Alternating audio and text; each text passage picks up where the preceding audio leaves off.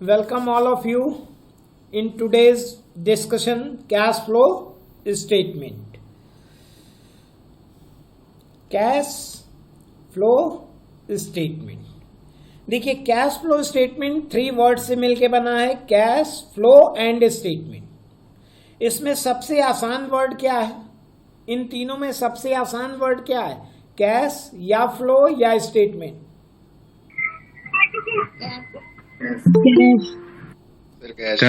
Cash. ठीक. देखिए यहीं पे हम लोगों से सबसे बड़ी गलती होती है कि सबसे कठिन वर्ड कैश है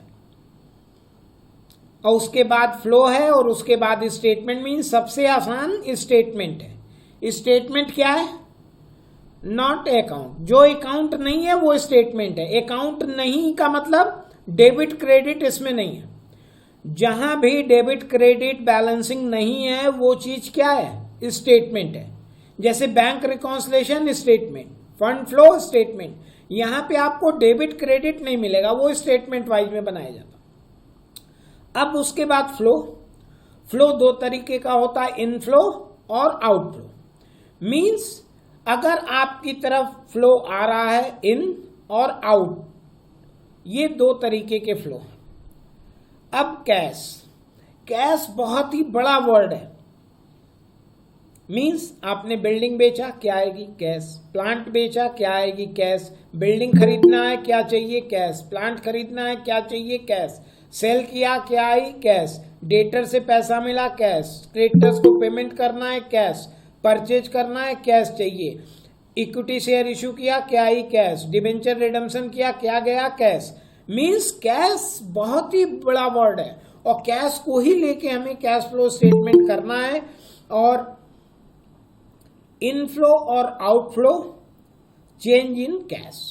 मींस कैश में अगर प्लस होता तो वो इनफ्लो है और कैश में अगर माइनस होता तो वो आउटफ्लो है.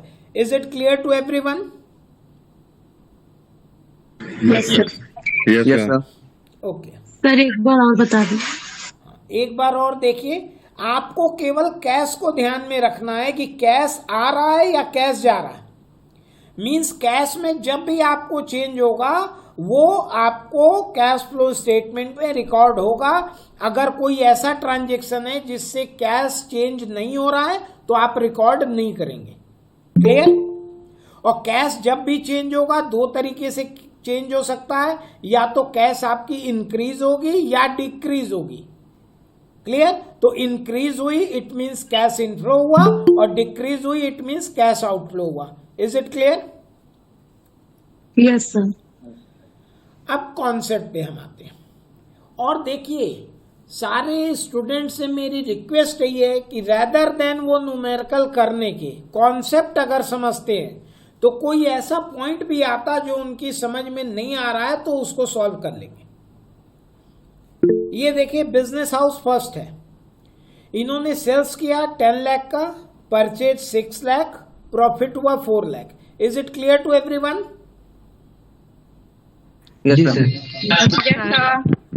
Business house second and business house third. ये तीनों को ध्यान से देखिए आप. कौन सा बिजनेस तीनों में बढ़िया है आपकी नजर में? First one, second one, third one.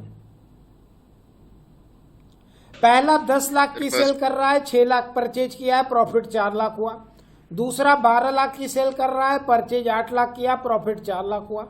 तीसरा 15 लाख की सेल किया, परचेज 11 लाख की किया था, प्रॉफिट 4 लाख. इनका भी हुआ. तीनों में कौन बेहतर है?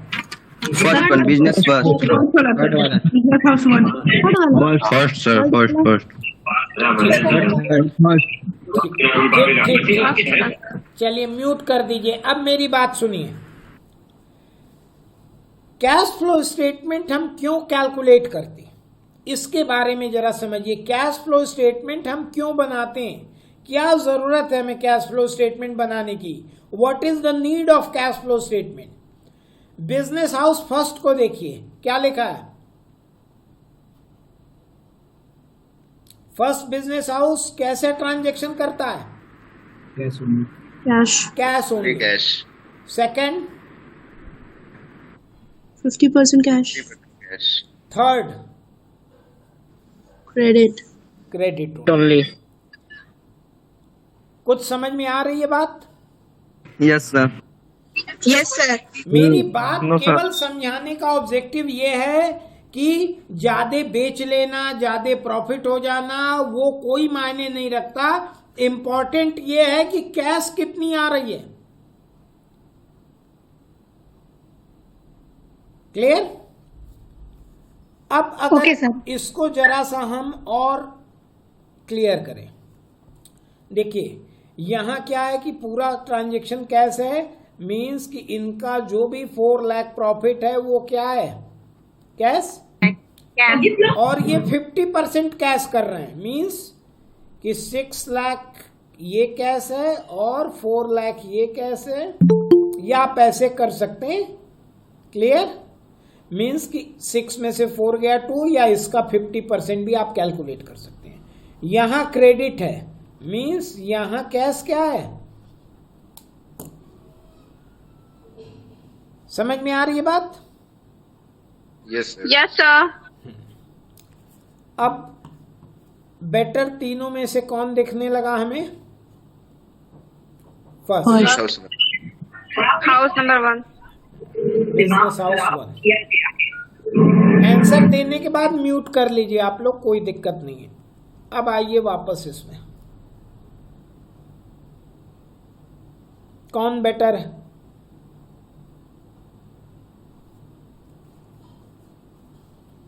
Sir, first. Sir, first. कैसे? Sir, first. First, sir. देखिए ये सेकंड स्लाइड जो हमने बताई है, ये ऐसे स्टूडेंट्स के लिए बनाई थी जिनका मैथ अच्छा है। 4 लाख प्रॉफिट 10 लाख की सेल पे, तो यहाँ कितना आया? 40% प्रॉफिट। यहाँ 4,80,000 अपॉन 12 लाख सेल्स इंटू 100, तो यहाँ भी 40%, और यहाँ भी तीनों ही केस में जितना आप सेल कर रहे हैं उसका प्रॉफिट 40% हो रहा है। लेकिन अगर हम कैश पे जाते तब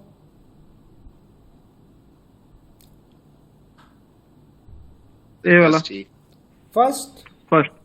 So first. फर्स्ट ठीक है। अब आइए यहां पे,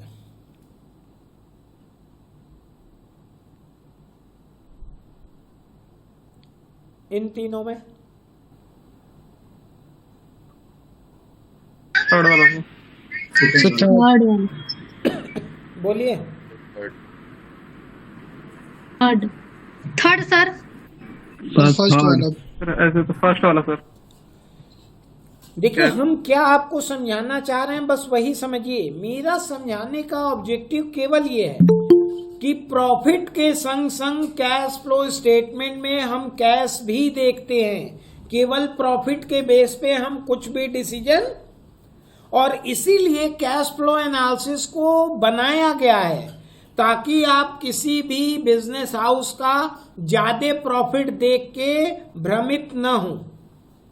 क्लियर है concept? Yes, sir. Right, sir. Sir हाँ। एक क्वेश्चन था Yes, sir. सर, अगर तीनों कैश बेसिस पे होता फिर? वो अभी आएंगे हम उस पे, ठीक है? ओके ठीक, ये क्लियर है कि नहीं? Yes sir. मतलब Yes, sir. मेरा कॉन्सेप्ट डेवलपमेंट ये कहता है कि वाई कैश फ्लो स्टेटमेंट, क्या जरूरत है हमको निकालने की? हमें तो पता ही चल चुका है कि प्रॉफिट ज्यादा किसका है। तो अब समझ में आया कि कैश फ्लो स्टेटमेंट की जरूरत क्या है। Yes, sir. ठीक है, मेरी बात समझिए। और कैश फ्लो स्टेटमेंट एनालिसिस केवल कैश के ऊपर फोकस करके की जाती। अभी स्टेप बाय स्टेप हम लोग समझेंगे कि वो क्या है, मतलब कैश कितना इंपॉर्टेंट है। अब मेरे 2 क्वेश्चन का आंसर दीजिए आप कि मिस्टर एक्स हैं, उनके पास एक मकान है 3 करोड़ रुपए का, और कैश कुछ भी नहीं है, और नहीं उनके पास कोई बिजनेस है, नहीं कोई नौकरी है कि पर मंथ कुछ कैश जनरेट हो। और मिस्टर वाई हैं, उनके पास 40 लाख रुपए का एक मकान है, लेकिन एक नौकरी है उनके पास जिससे पर मंथ उनका, या बिजनेस है जिससे पर मंथ 50,000 कैश जनरेट होती है। दोनों में बेटर कौन है? So why? Why? Why, sir? Why? क्यों? क्योंकि इसको अगर रेवेन्यू नौकरी है। इनकम है उनके पास और कैश जनरेट हो रही है। क्लियर? Yes, sir. अब Yes, sir. दूसरा क्वेश्चन मेरा सुनिए। अगर मिस्टर एक्स 3 करोड़ के मकान में से 1 करोड़ बेच देता है और उसमें से 50-50 हजार रुपया महीना निकाल के खर्च करता है, तब कौन बेटर है, एक्स की Y? Sir, why? Why, sir? क्यों वाई? क्यों? Sir Why? बता रहा है एक सिर्फ आउटफ्लो हो रहा है, इनफ्लो नहीं है। ठीक। अब देखिए मेरी बात, ये सारी बात आप लोग प्रैक्टिकल लाइफ की जानते हैं, लेकिन वही क्वेश्चन में आ जाता, कैश फ्लो स्टेटमेंट में समझना होता तो आपको लगता है कि ये बड़ा कठिन है। Right, sir. और कॉन्सेप्ट अगर आप Yes, sir. डेवलप कर लेंगे तो कैश फ्लो स्टेटमेंट में कभी भी आपको दिक्कत नहीं होगी। आगे चलें हम लोग। Okay, जी sir. Yes, sir. Yes, sir. Yes, sir. Uses of cash flow statement. क्या यूज है कैश फ्लो स्टेटमेंट का? Cash flow statement is useful tool of historical analysis and help to answer many question. Cash flow statement, क्योंकि देखिए accounting हमारी क्या है, accounting हम past की करते हैं, तो पास्ट के बेसिस पे ही हम एनालिसिस करेंगे। तो जो भी एनालिसिस हम कैश फ्लो स्टेटमेंट में करते हैं दैट इज हिस्टोरिकल एनालिसिस। और किसका आंसर में मिलता? What is liquidity position of the business. जिस बिजनेस का हम कैश फ्लो स्टेटमेंट कैलकुलेट कर रहे हैं उसकी लिक्विडिटी पोजीशन क्या है, मींस कैश कितना है। Did the firm sell any of its non current assets. देखिए ये बहुत ही इंपॉर्टेंट पॉइंट है। ये सब मींस आपको ये तो पता चल गया कि बिजनेस की लिक्विडिटी पोजीशन अच्छी है, मींस बिजनेस के पास कैश है कितना, 20 लाख रुपए का। तो ये तो पता चल गया कि 20 लाख कैश है, अच्छी बात है। लेकिन 20 लाख कैश दिखा तो तुरंत इस क्वेश्चन का आंसर कि डिड द फर्म सेल। इतना ज्यादा पैसा होने का क्या मतलब है कि क्या ऐसा तो नहीं कि उस बिजनेस ने अपनी कोई फिक्स्ड एसेट्स को सेल किया था? समझ में आ रही है बात? Yes, sir. Why the cash balance is increased even the net loss? ऐसा भी होता है कि फर्म को लॉस हो रहा है लेकिन उनका कैश बैलेंस क्या हो रहा है, इंक्रीज कर रहा है। कोई बता पाएगा कि ऐसा क्यों होता है? किस केस में होगा ऐसा कि हमें लॉस हो रहा है लेकिन मेरी कैश बढ़ रही है? सर अगर हमारी एसेट सोल्ड हो रही है तो। ये भी बात है, लेकिन वो तो पहले ही हम बता चुके। अब देखिए हम क्या कर रहे हैं, सेल्स हम क्रेडिट पे कर रहे हैं, ठीक है, 1 लाख, और हमने परचेज भी क्रेडिट पे किया 1,20,000 का। क्लियर? तो ये क्या हो गया, लॉस दिख रहा है। Purchase Yes, sir. 120 और सेल 1 लाख, लॉस हुआ। Yes sir. Yes, sir. लेकिन डेटर्स ने हमें 20,000 रुपए दे दिए या 30 कर ले, तो ये क्या हो गई, कैश इन हुई मेरे पास। Yes, sir. Means credit sale किए लेकिन Yes, sir. डेटर से रिसीव हुआ तो कैश का बैलेंस बढ़ा लेकिन लॉस भी हमें हो रहा है। क्लियर? Yes, sir. अब आगे चलते हैं इसको। इसके अलावा देखिए क्या answer, did the firm use external resources of finance to need of funds. Means cash flow statement से हमें यह भी पता चलेगा कि हमने एक्सटर्नल सोर्स से फाइनेंस लिया है, मींस उधार लिया या डिबेंचर इशू किया या कुछ और। Why the net profit gone up even cash balance is decrease. देखिए इसी का जस्ट अपोजिट कि नेट प्रॉफिट तो हमें हो रहा है लेकिन कैश बैलेंस मेरा क्या कर रहा है, कम हो रहा। कम हो रहा। मीन्स हम प्रॉफिट पे तो सेल कर रहे हैं लेकिन हमारे डेटर्स हमें पैसा नहीं दे पा रहे हैं। Clear? Yes, sir. Yes, sir. How the working capital needs were met the fund generated from current operation. Current operation का मतलब जो कि मेरी परचेज एंड सेल है उससे मेरी working capital need. Working capital need क्या होती है, कोई बताएगा हमें? Sir, day-to-day operation of business में यूज होने वाली। ऑपरेशन, ठीक है। Working capital needs means day to day expenses.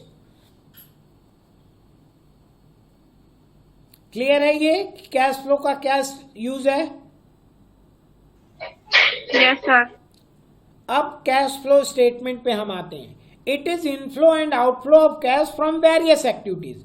बहुत सारी एक्टिविटीज हैं, अभी हम लोग आगे पढ़ेंगे। Operating activity, investing activity, financing activity, जिससे हम इनफ्लो और आउटफ्लो देखेंगे। During the particular period, particular period means cash flow statement between two financial statement, between two balance sheet बनाया जाता। It analyzes the reason for changes balance between cash two balance sheet. दो balance sheet के बीच में cash में जो change हुआ उसके बारे में कैश फ्लो स्टेटमेंट बताता। आप daily cash flow statement prepare कर सकते हैं, मंथली कर सकते हैं, 6 monthly, quarterly, as you wish. Cash flow analysis more useful for short term planning. Short term planning के लिए ज्यादा यूजफुल है। Statement which summarize sources of cash inflow and uses of during a particular period. Cash flow statement क्या है? Summarising sources. Sources का मतलब कहां कहां से पैसा इनफ्लो हुआ, और यूजेज मीन्स कहां कहां पैसा गया। इंपॉर्टेंस क्या है? Short term planning, liquidity position, efficient cash management, help in comparative study, comparative study करने में हेल्प करता, रिसिप्ट एंड पेमेंट की स्टडी होती, और डिविडेंड डिक्लेरेशन में ये बहुत ही यूजफुल है कि डिविडेंड डिक्लेयर करने से पहले आपको देखना पड़ता कि कैश आपके पास है कि नहीं डिविडेंड पे करने के लिए। और tools of planning, cash flow statement planning का एक टूल्स भी है। यहां तक क्लियर है सबको? Yes, sir. Yes, sir. अब अकॉर्डिंग टू AS3, AS3 कोई जानता है यहाँ पे? Accounting standard. Accounting standard. Accounting standard 3। देखिए कैश फ्लो स्टेटमेंट जो प्रिपेयर होता है वो अकाउंटिंग स्टैंडर्ड 3 के अकॉर्डिंग होता है। Cash flow statement should be presented in a manner that it reported inflow and outflow of cash by classifying business transaction specific period into 3 categories: operating, investing and financing. देखिए AS3 में ये बात लिखी थी। अब ये इंड AS7, इंड AS7 कोई बताएगा क्या है? International Accounting Standard. 7। Sir, Indian accounting standard 7। देखिए पहले अकाउंटिंग स्टैंडर्ड 3 से कैश फ्लो स्टेटमेंट प्रिपेयर किया जाता था और इसको एनालिसिस का एक पार्ट माना जाता था।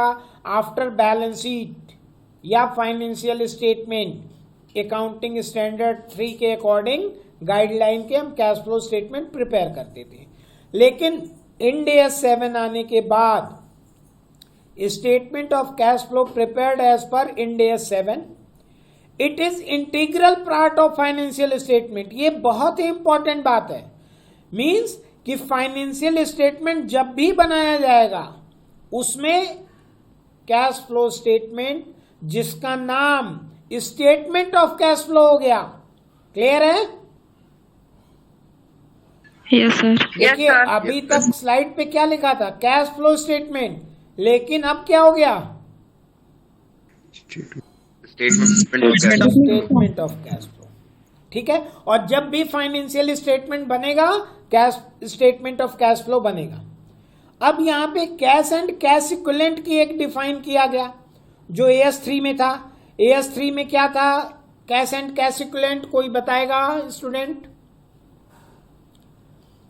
Cash balance, bank balance, either debit और credit and short term securities. Clear? और Yes, AS7 में Yes, sir. Short term highly liquid investment convertible 3 months और लेस इन कैश, इसको भी ऐड कर दिया गया। Bank overdraft payable on demand, वही बैंक ओवरड्राफ्ट लिया जाएगा जो पेबल ऑन डिमांड होगा, और AS7 में प्रेजेंटेशन ऑफ कैश फ्लो उसी तरीके से है जैसे AS3 में था। तो क्लियर है ये कॉन्सेप्ट यहां तक का? Yes, sir. ऐड होगा फिर इसमें क्या सर बिल रिसीवेबल्स, जैसे कि इसमें है 3 month और लेस, तो फिर सर बिल रिसीवेबल्स भी आएगा इसमें? नहीं, ठीक है। क्यों BR को हम लोग कैश क्यों नहीं मानते, ये बताइए, कोई बताएगा? सर बिकॉज सर अभी कैश मतलब रिवील नहीं हुआ रहता है। हाँ, और क्या गारंटेड है कि मिल ही जाएगा? No sir. No sir. समझ में आई बात? देखिए, जितना आप डिस्कशन अपने आप Yes, से sir. करेंगे, ठीक है, उतना आपको अकाउंटिंग में आनंद आएगा। क्लियर? सर तो इसमें चेक Yes, और sir. डिमांड ड्राफ्ट, चेक और डिमांड ड्राफ्ट आया या नहीं? देखिए, चेक और देखिए, अब आपको थोड़ा सा कैश बुक हमें पढ़ाना पड़ेगा यहीं पे। कैश बुक में क्या होता है, चेक मिलती है तो क्या होती है एंट्री, कोई बताएगा? Sir one more time. Cash So, book cash cheque account अगर आपको debit. रिसीव हुआ तो क्या एंट्री होगी? So cash account debit. Cash account, उसमें 2 कॉन्सेप्ट है, सुन लीजिए सभी लोग, रिवाइज कर लीजिए। चेक अगर मिला, cash account debit to bank account. Cheque अगर मिला आपको और आपने उसी दिन बैंक भेज दिया तो बैंक अकाउंट कर लेंगे। उस दिन बैंक में Yes, sir. भेजे तो चेक इन हैंड करके डेबिट कर देंगे, और जिस दिन बैंक भेजेंगे bank debit to cheque in hand कर देंगे। Clear? Yes, sir. Yes, sir. Yes sir. तो चलें आगे बढ़े फिर। Yes, sir. Yes sir. Method of preparation of statement of cash flow, direct method and indirect method. Only difference in presentation of cash flow from operating activities. देखिए, cash flow statement या statement of cash flow आपको 3 ही activities करनी है, operating, investing, financing. और direct और indirect method जो है वो केवल ऑपरेटिंग एक्टिविटीज का है, इन्वेस्टिंग और फाइनेंसिंग एक्टिविटीज एक ही तरह से होती है। Clear? Yes, sir. Yes, sir. Statement of cash flow,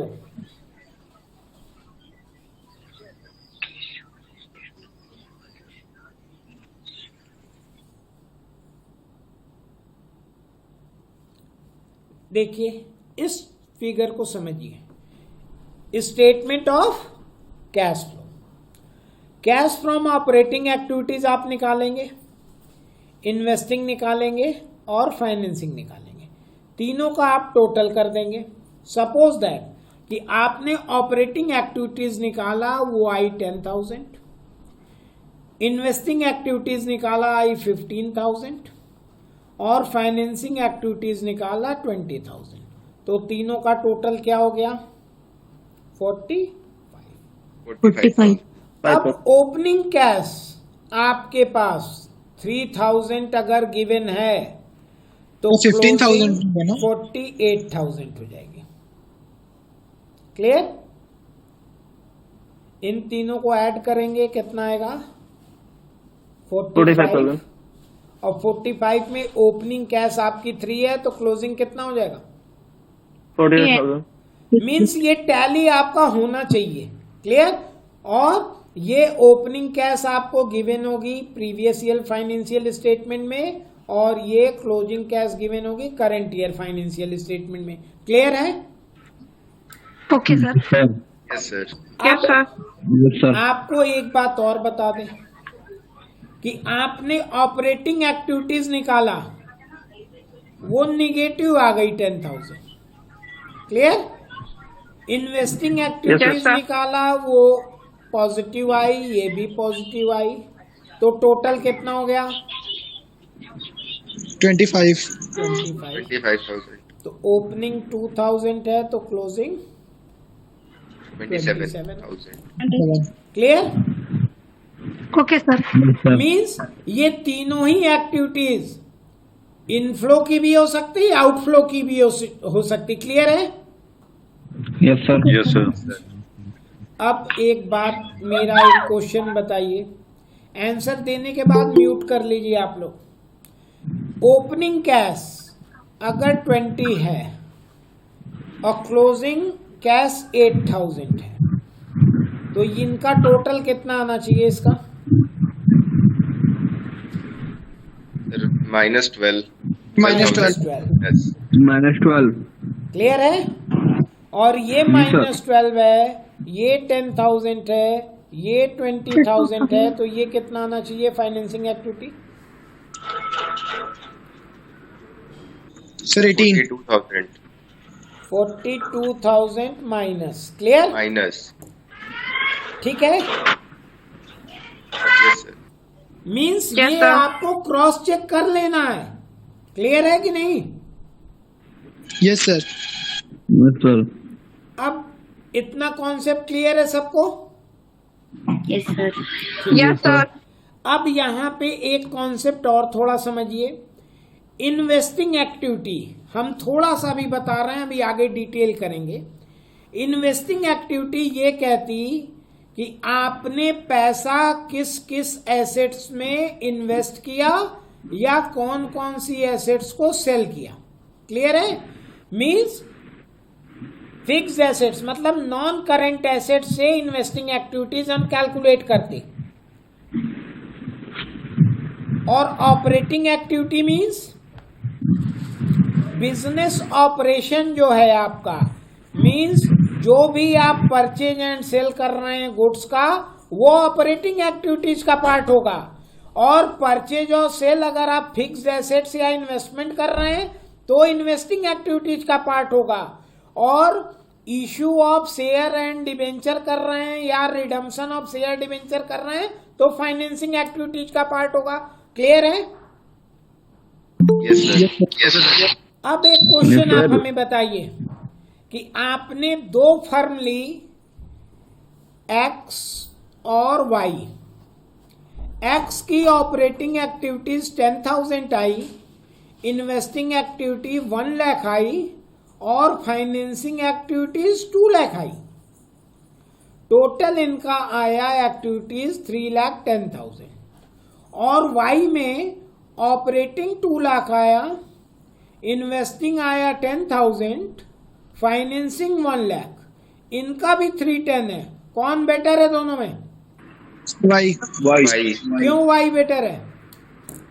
तो वाई में ऑपरेटिंग एक्टिविटी से ज्यादा ऑपरेटिंग एक्टिविटी ज्यादा होगी मीन्स कि जिस जिनका वो बिजनेस कर रहे हैं वहां से कैश सबसे ज्यादा आई है। क्लियर है? Yes sir. और इन्वेस्टिंग एक्टिविटी एक्स में 1 लाख है, मीन्स कि एक्स ने अपना कोई फिक्स्ड एसेट्स या इन्वेस्टमेंट सेल किया होगा। Clear? Yes sir. Financing activities x में Yes, 2 sir. लाख है, मीन्स एक्स ने इक्विटी शेयर या डिबेंचर इशू किया होगा या लोन लिया होगा। Clear? Yes sir. Means Yes, cash sir. Flow statement आपको ये भी बताता कि पैसा अगर आपकी जेब में आ गया है तो पैसा आपका अपना है कि उधार का है कि इन्वेस्टमेंट कोई एसेट्स बेचने के बाद मिला है। क्लियर है कि नहीं? Yes sir. Yes sir. Sir. तो अब आप लोग पहले ही आंसर दे चुके हैं कि कोई अगर अपनी फिक्स एसेट्स बेच के 1 करोड़ लेता है तो वो अच्छा है कि नहीं है? नहीं। मतलब समझ में आ रही है ना बात यस सर। Yes sir. कि पिताजी बहुत बड़ा मकान बनवा दिए तो नौकरी करने की जरूरत है कि नहीं है? है सर। इसलिए क्यों जरूरत है? है सर। क्योंकि ऑपरेटिंग एक्टिविटीज होनी चाहिए आपके पास। मींस कैश अच्छा किसका माना जाता है? ऑपरेटिंग एक्टिविटीज का। इन्वेस्टिंग और फाइनेंसिंग मतलब किसी से उधार लेके जेब में 100 रुपया रख के चलने से कोई फायदा नहीं है। मीन्स मैं आपको फिर बता रहा हूं कि पर्सनल लाइफ के जो भी कॉन्सेप्ट हैं वही अकाउंटिंग में है और पर्सनल लाइफ का सब आप लोग अच्छे से जानते हैं। तो why not cash flow statement? इसमें दिक्कत क्यों होती है? बस आपको कनेक्ट कर लेना है ये पॉइंट।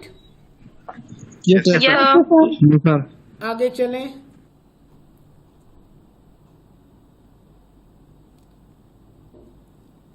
अब देखिए जरा सा पीछे आके हम ये देखिए, अगर cash statement of cash flow, cash operating, investing, financing और cash and cash equivalent means कि अगर आप 1, 2, 3, 4 ये 4 पॉइंट पे फोकस कर लेते तो स्टेटमेंट ऑफ कैश फ्लो, जिसको आप लोग कैश फ्लो स्टेटमेंट के भी नाम से जानते हैं, आप क्लियर कर लेंगे। आगे बढ़े। Yes, sir. Yes, तो sir. अब सबसे Yes, sir. पहले cash and cash equivalent, cash flow from operating activities, cash flow investing, financing, हम लोग 1 by 1 डिस्कशन करेंगे। सब clear? Yes, sir. Cash and cash equivalent में कैश इन हैंड जाएगा, cash at bank. Cash at bank में ध्यान रखिएगा कि बैंक का बैलेंस डेबिट भी होता है, क्रेडिट भी।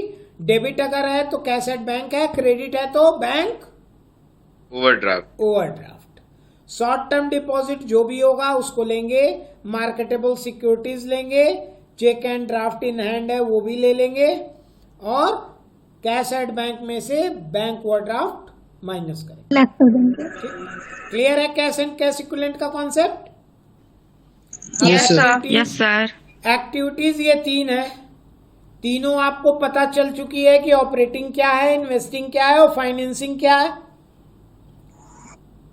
Operating activities are the main revenue generating activities in the case of trading concern, purchase and sale of goods.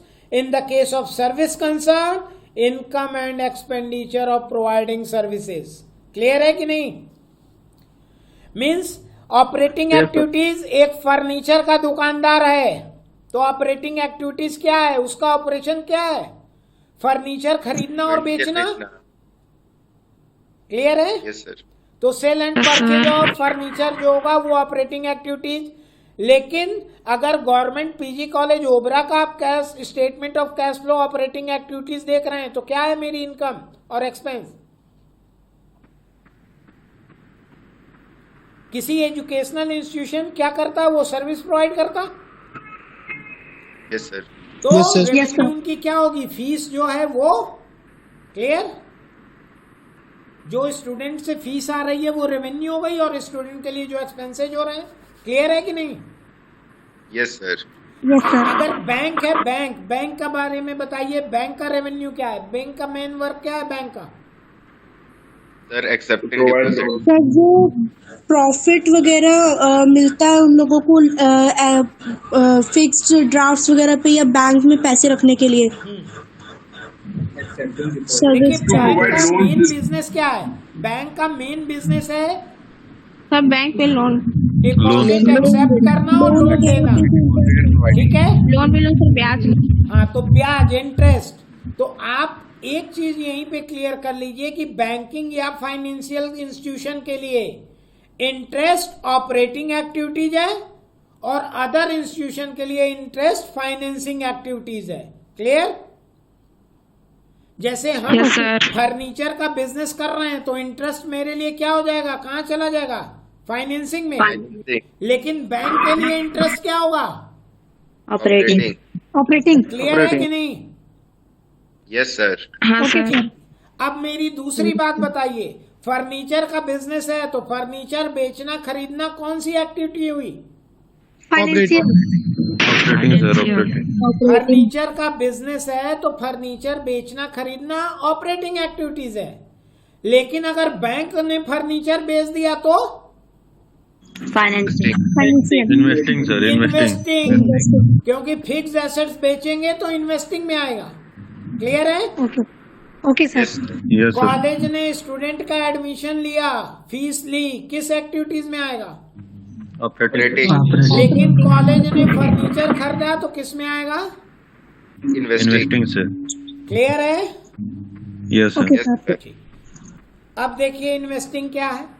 Investing activities include the purchase and sale of non current assets. देखिए जो नई balance sheet आई है उसमें non current word use है। Non current assets mean वो fixed assets भी हो सकता है और इन्वेस्टमेंट भी हो सकता है। आपके एग्जाम्पल के लिए हमने land, building, plant, machinery, long term investment लिख दिया है, लेकिन जो अकाउंटिंग इंड AS 7 है उसमें प्रॉपर्टी एंड इक्विपमेंट एक साथ हेडिंग कर दी गई है। क्लियर? और फाइनेंसिंग एक्टिविटीज देखिए, financing activities are the activities that result in change in capital and borrowing of the company concern. Means capital और बोरोइंग अगर कुछ आप करते हैं तो वो फाइनेंसिंग एक्टिविटीज में जाएगा। Clear? Okay sir. Yes sir. Clear है तीनों एक्टिविटीज? Yes sir. आगे चलें। Yes sir. जी सर। अब ऑपरेटिंग एक्टिविटीज डायरेक्ट मेथड देखिए। डायरेक्ट मेथड से ये ऑपरेटिंग एक्टिविटीज निकालने का तरीका है। कैसे निकालेंगे ऑपरेटिंग एक्टिविटीज? देखेंगे कि कितनी कैश सेल हुई। कैश अगर नहीं है, क्रेडिट है, तो हम देखेंगे कैश रिसीव फ्रॉम डेटर्स या कस्टमर है, दोनों को ऐड करेंगे और लेस कितना कर देंगे, cash purchase, cash paid to supplier और कैश एक्सपेंस। हमें पता चल जाएगा कि ऑपरेशन से कितना आ रहा। क्लियर है कि नहीं? Yes sir. अब आपको हम बता दें कि कैश सेल सपोज दैट 10,000 हुआ, कैश रिसीव 5 कस्टमर 5,000 हुआ, कैश परचेज आपने 3,000 किया, कैश पेड टू सप्लायर 7,000 किया, कैश एक्सपेंसेज आपके 1,000 थे, तो कितना आ गया ऑपरेटिंग एक्टिविटीज? 4,000 इनफ्लो आई। ठीक, लेकिन अगर यही आपके लेस वाले आइटम ज्यादा होते तो आउटफ्लो आ जाता। क्लियर है? Yes sir. हाँ सर। अभी आगे हम लोग और करेंगे, अभी केवल एक कॉन्सेप्ट डिस्कशन हो रहा है। अब इनडायरेक्ट मेथड में देखिए, नेट प्रॉफिट से हम स्टार्ट करते हैं। Add non cash item, non operating expense, less non cash item और नॉन ऑपरेटिंग इनकम, फिर कैश जनरेटेड ये आएगा, फिर डिक्रीज इन करंट एसेट्स और इंक्रीज इन करंट लायबिलिटी। ये वर्किंग कैपिटल का इफेक्ट आप खत्म करेंगे वहां से।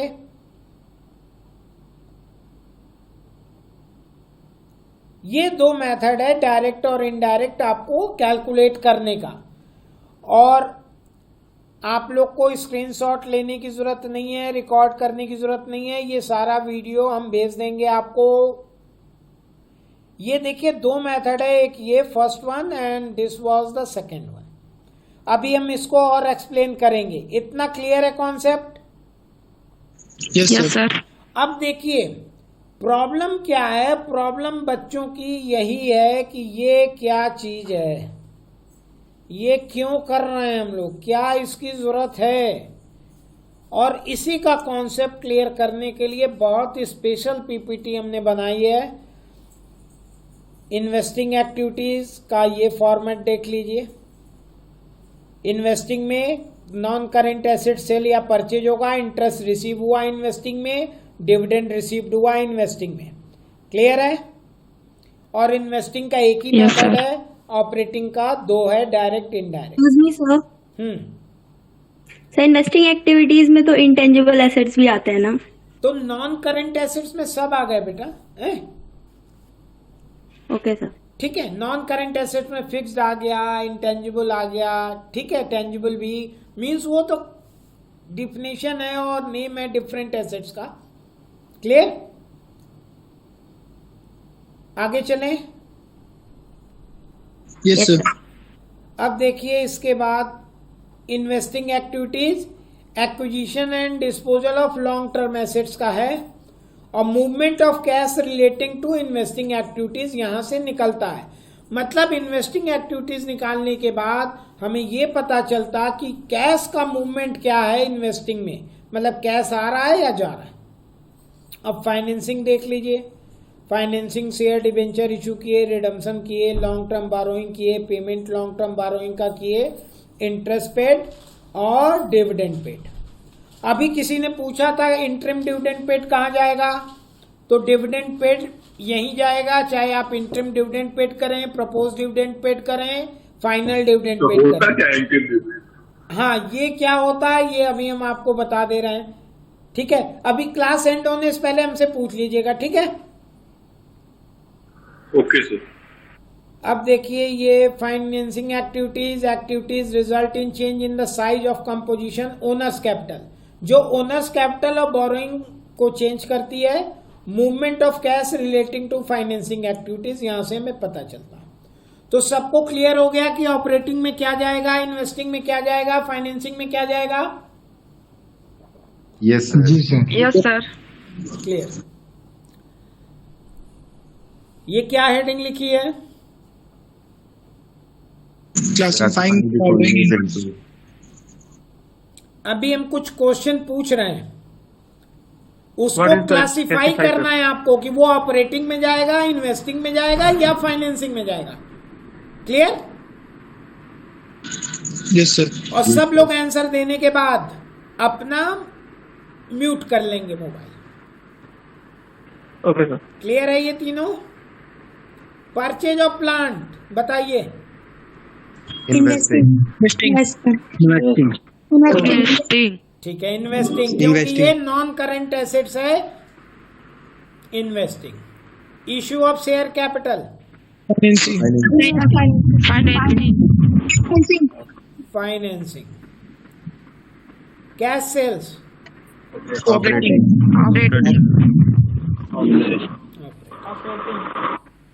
Cell of building. देखिए हमारे आने के पहले आप लोग आंसर दे दीजिए भाई। Repayment of loan, salary paid. अच्छा, सैलरी पेड ऑपरेटिंग पे किसी को ऑब्जेक्शन तो नहीं है क्लास 12th के स्टूडेंट को? No sir. No sir. ठीक। और देखिए ऑब्जेक्शन देखिए, बीकॉम वाले नहीं करते, बड़े अच्छे बच्चे होते हैं। एमकॉम वाले और नहीं करते, वो और अच्छे बच्चे होते हैं। Sale of investment. इन्वेस्टिंग। देखिए इन्वेस्टमेंट क्या है, लॉन्ग टर्म इन्वेस्टमेंट है, तो वो तो ऑपरेशन हो नहीं सकता, इन्वेस्टिंग ही होगा। Debenture issue. फाइनेंसिंग। ऑपरेटिंग। अच्छा, परचेज के आगे गुड्स या बिल्डिंग प्लांट मशीनरी नहीं लिखा है, तो कैसे आप लोग समझ गए कि ऑपरेटिंग है? गुड्स होगा वो। गुड्स। अगर कुछ नहीं दिया होता तो पता चला? फिक्स होता तो उसका नाम दिया रहता। बिकॉज ये कोई स्पेसिफिक नहीं है। देखिए मैं ये बताना चाह रहा हूँ कि देखिए common sense, in the absence of any contrary information आपको अपना कॉमन सेंस यूज करना है। क्लियर? कॉमन सेंस ये कहता है कि केवल परचेज दिया है तो गुड्स का ही होगा। Is it clear? बहुत सही आंसर था आप लोगों का। Interest paid. फाइनेंसिंग।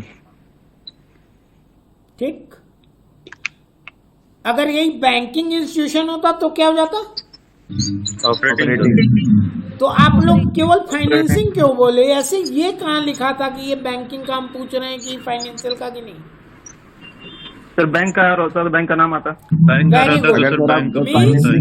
देखिए जो कॉन्सेप्ट परचेज में लगा है वही यहाँ भी लगा है कि in the absence of any information, आपको यही एज्यूम करना है। ठीक है?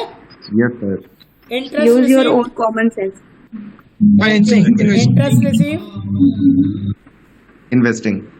देख के बोले हैं कि सोच के बोले हैं? सर सोच के। अच्छा, दिख भी रहा है। जब दिख रहा है तो सोचना क्या भाई? Dividend paid. Financing. Tax paid. Operating. जल्दी बताइए। इन्वेस्टिंग। अच्छा, टैक्स हम पेड क्यों करते हैं? टैक्स पेड क्यों करते हैं? सर प्रॉफिट पे, जो कि सर ऑपरेशन प्रॉफिट चलता होता है, है। प्रॉफिट पे टैक्स पेड करते हैं तो ऑपरेटिंग में जाएगा। Clear? Yes sir. Yes sir. Income tax refund. Operating. Tax पे करके वापस आ गया, कहाँ जाएगा? Operating sir. Operating. Purchase of goodwill. Financial. Investing. अभी कोई पूछ रहा था ना कि इंटेंजिबल एसेट्स कहाँ जाएगा? Yes, sir. इन्वेस्टिंग में जाएगा। Sale of patent, investing, very good. Debenture redemption, financing, अभी हम बता रहे हैं। Investing. Purchase of investment. Investing. Investing. तो आप सभी लोग धीरे धीरे चैंपियन होते जा रहे हैं। किसी को कोई डाउट इसमें से या कोई ऑब्जेक्शन? No sir.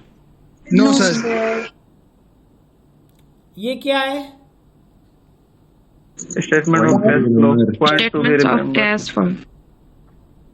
देखिए यहाँ अपोजिट हमें करना था, पॉइंट टू बी रिमेंबर को बोल्ड करना था, लेकिन statement of cash flow bold हो चुका है। ये क्या है item? Interest receive, dividend receive, interest paid, dividend paid. Interest receive कहाँ जाएगा? Sir investing. Investing में डिविडेंड रिसीव, इन्वेस्टिंग। डिविडेंड कब मिलेगा? जब इन्वेस्ट करेंगे तब मिलेगा। क्लियर? Yes sir. इनफ्लो है, आउटफ्लो है, ये भी इनफ्लो है, ये भी आउटफ्लो है।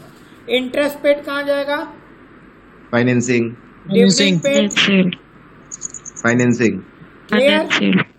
अब देखिए Yes, point to be remember क्यों लिखा है यहाँ पे? अब समझ में आया क्यों लिखा है point to be remember? Yes sir. Financial institution के लिए interest received, operating. Interest paid, operating. operating. Dividend received, operating. Dividend paid. Financing. Clear? Confuse नहीं होइएगा। अदर के लिए interest sir. Received, Investing. Interest paid, financing. Dividend received, Investing. Dividend paid. Financing. Point to be remember. Clear है ये? Yes sir. अब एक और चीज याद रखिएगा, टैक्स पेड। टैक्स हम 3 तरह का पेड करते हैं। इनकम टैक्स भी जो प्रॉफिट पे होता, लॉन्ग टर्म कैपिटल गेन जब हम कोई फिक्स एसेट्स के सेल पे प्रॉफिट होता, और डिविडेंड डिस्ट्रीब्यूशन टैक्स जब हम डिविडेंड पे करते तो होता। तो इनकम टैक्स कहाँ जाएगा? ऑपरेटिंग। Operating. और long term capital gain investing. और डिविडेंड। फाइनेंसिंग। क्लियर है? लेकिन अगर क्वेश्चन में केवल टैक्स पेड लिखा हो तो आप उसको इनकम पे मानते हुए ऑपरेटिंग में ले जाएंगे। क्लियर? Sir. क्लियर है इतना? Yes, sir. Yes sir.